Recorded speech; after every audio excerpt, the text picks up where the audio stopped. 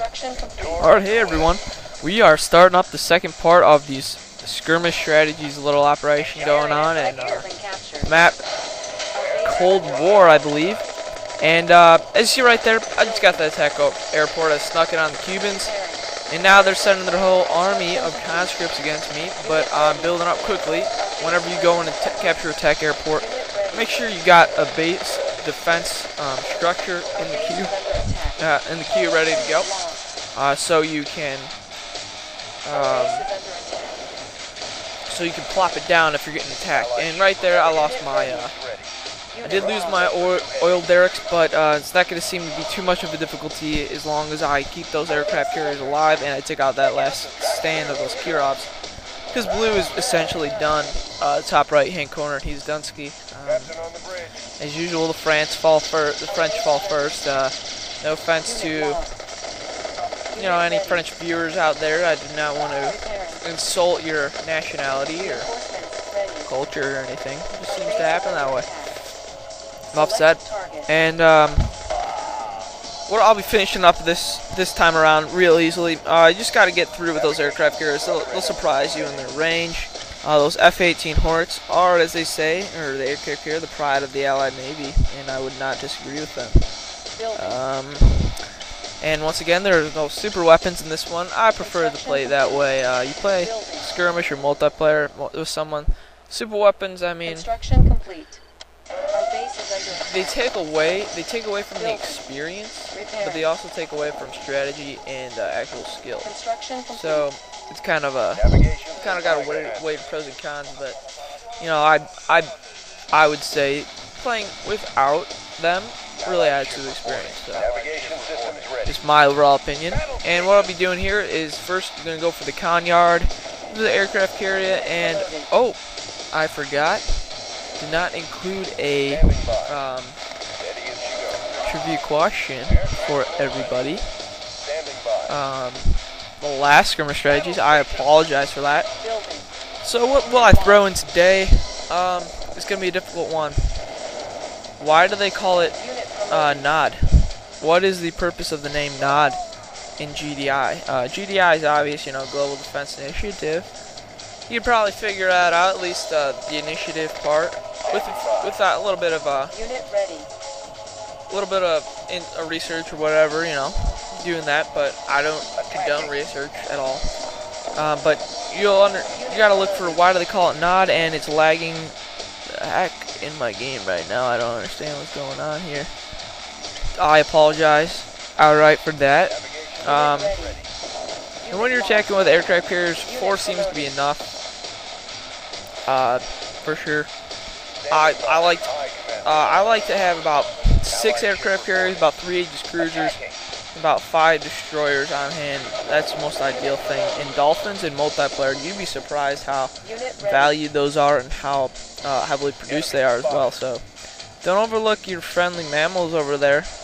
Even though spout a few out of their blowhole from time to time, and have extremely high pitched little squeals that they give out. Do not overlook them. They can take down a squid. Squids may be menacing. I'm sure the ink gets in your eyes and you have trouble seeing what's going on. But the dolphin and the sonar devices, you can't beat them. That's the way it is. And they sold all of their structures. I'd leave them up just for a little bit. I mean, if you're going in for an all-out assault, of course you want to sell them. You're going to get a few conscripts out of the cell. But the thing is, you might get a crate, get an MCV, something like that. And you already have those buildings created, so you're not going to have to start from scratch again. So don't throw it all the way at once. Maybe sell a couple of your structures here and there just to build up whatever you're doing or whatever your plan is until you get that MCV. Or if you're not, I mean, you can throw in all the put all the marbles in. Try to overwhelm them, but in most cases that's not going to work too well unless you're insanely, I don't know, insanely good with tactical management of your forces. But sometimes in RTS games that gets diminished a little bit, if you know what I'm saying. you can be so superior in forces and weapons. It's like, it's just a joke. I'm loading up this Nighthawk with some Tanyas. I'm gonna try to have a little fun with this conscript raiding party that's going out east. Most likely, my rocketeers will be taking them out, but you know, you get a few Tanyas in there, mess around with some conscripts, some cheap $100 conscripts. I mean, come on, 100 bones. But seriously, that's quite a deal. I do love the conscript.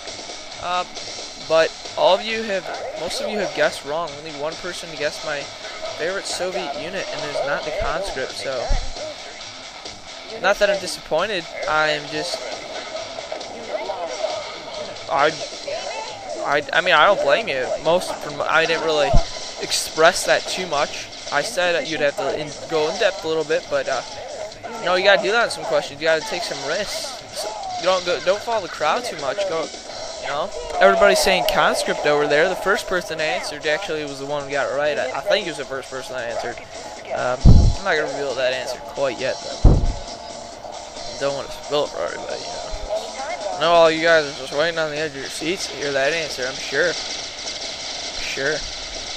Let's give you a good update. Like I said, I've been posting Star Fox. I've got all the video shot. I'm just gonna narrate some. I'll do that from time to time.